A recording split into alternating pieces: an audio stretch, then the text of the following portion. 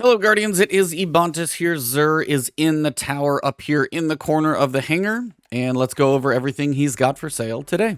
First one we've got is Two-Tailed Fox. It shoots 2 rockets, 1 void, 1 solar, that can track onto the same target. And the void, I think, actually does have a little bit of suppression, if I remember correctly. Yeah, the void suppresses enemies, solar causes damage over time. So it's a really cool combo rocket. If rockets do get the supposed, possible artifact mod, get a little bonus to them, could be cool to mess around with this rocket as well. It's never been top of the meta. Galahorn's still going to be really good, but having both damage types in a rocket could have some benefit down the road. So if you don't own this, make sure you buy it. You're going to want to have it. So we've got a Shards of Galanor. Hits and kills with Blade Barrage will return super energy after the super ends. 14 in intellect, 12 in strength, 16 in recovery, 13 in mobility, and a 65 total stat roll. So high recovery, high intellect, mobility for a hunter, strength not a bad thing for your throwing knife or anything else, 65 total stat roll, not much wasted on resilience.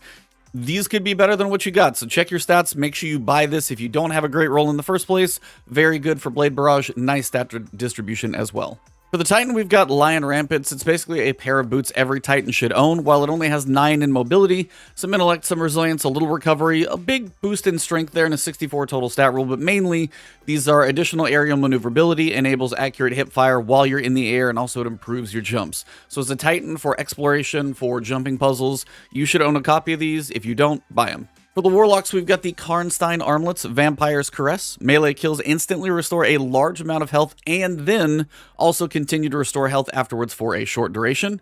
You've got Strength and Discipline, great for your cooldowns there. Recovery, a little high in Resilience, and probably a little more mobility than a Warlock would like. Either way, you've got decent Strength and Discipline, and okay Recovery with the 63 total stat roll. If you haven't had a pair of these before, this is not a bad place to start, but I would say Hunter's probably got the best exotic today. All right, for your weapons, we've got a 7 Seraph sidearm with auto-loading holster and Vorpal. Not sure this is really ever going to be something you need for champions per se, but auto-loading for a champion, stun them, switch, kill the champion, and then when you switch back, you're auto-loaded. That's about the only time I'd see benefit. Not really too exciting. Outlaw Explosive Payload is not a bad one to go for. You can get a really good Night Watch from that basically opening quest, but if you want Explosive Payload, which is good for champions in many aspects, and Outlaw for fast reloads, this is not a horrible roll. Under Pressure and Dragonfly, pass. Field Prep and Opening Shot. I mean, the Field Prep is good for reload speed, stow and ready, so you've got good handling when you're crouched, but sliding and crouch, not quite the combo you're hoping for. Hipfire Grip on your last out, your first and last out, probably gonna pass. If you don't have a great Falling Guillotine, this is not a bad one. Relentless Strikes and Surrounded in a group is not a bad way to go to get more damage, and if you're surrounded, you get more damage. There are better perks I would say could be here, but this is not a bad way to go if you're fresh and you need a decent Void Sword.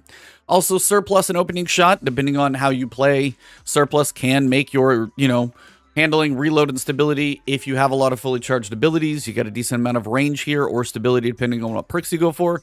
And Opening Shot, depending on your playstyle with your abilities, Surplus and Opening Shot might be a tight little third axiom. I don't know if I would say it's amazing, though. None of the weapons are anything that are, like, to die for. For the Titan, you may have high stats on a couple of these, but the distributions are not that exciting. 61 here with Recovery, Discipline, and Intellect getting some pretty good spikes. That's actually pretty exciting.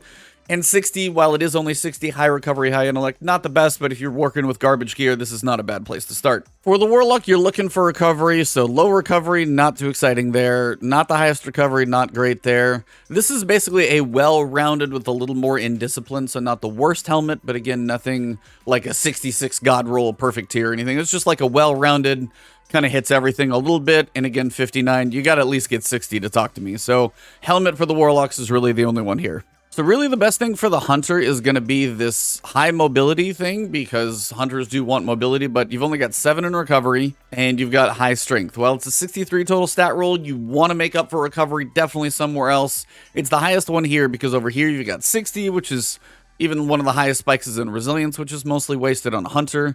This is okay, but it's 58, so again, we're not even talking about that one. 62 with high recovery, high intellect, but absolutely no mobility. So again, the Hunter's only okay one, kind of the Helm. Even that I find questionable. That wraps it up. Hunters don't miss those gauntlets. Rocket launcher, of course. Check the exotics.